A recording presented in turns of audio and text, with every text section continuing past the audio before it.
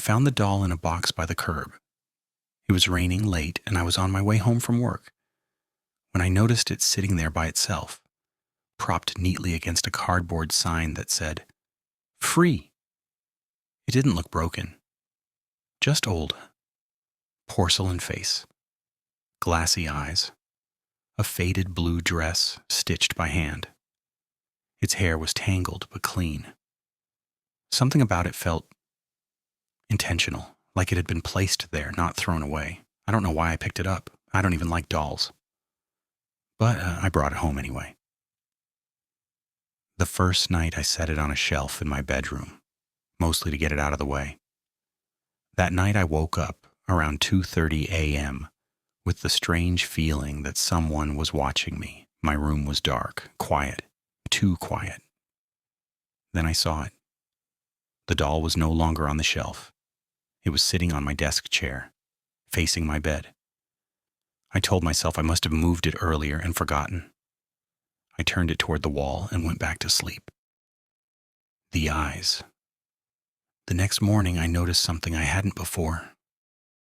The doll's eyes weren't painted, they were glass, and slightly reflective. When I walked past it, they caught the light, almost like they were tracking movement.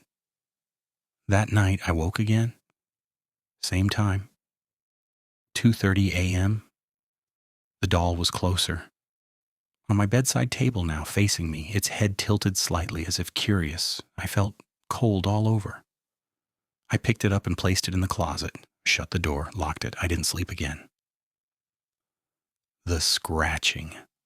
The third night I heard scratching, soft, slow, coming from inside the closet, not constant. 3 short scrapes, then a pause, then 3 more.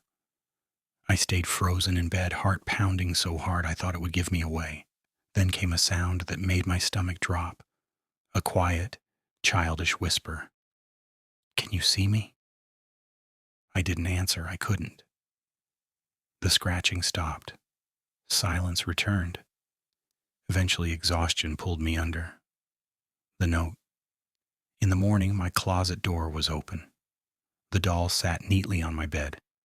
In its lap was a folded piece of paper. Written in shaky handwriting were 4 words. "You looked when I asked." I dropped it. My hands were shaking so badly I could barely stand.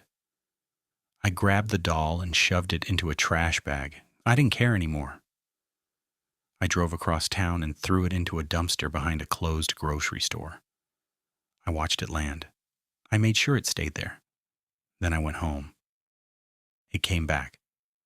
That night, I woke up to the sound of breathing. Slow, careful, right beside my ear. I opened my eyes.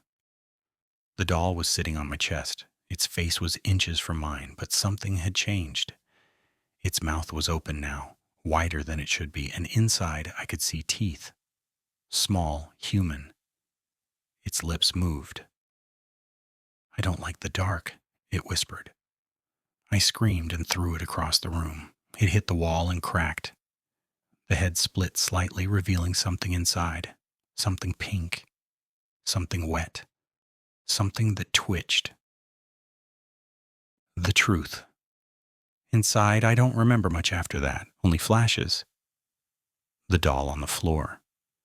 My phone shaking in my hand, a call to emergency services, lights, questions.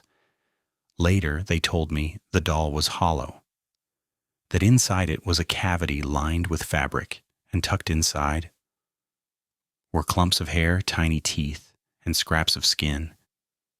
They said it was part of an old case. Something about a woman who used to make dolls, something about children who vanished. They took the doll away. They told me I was safe.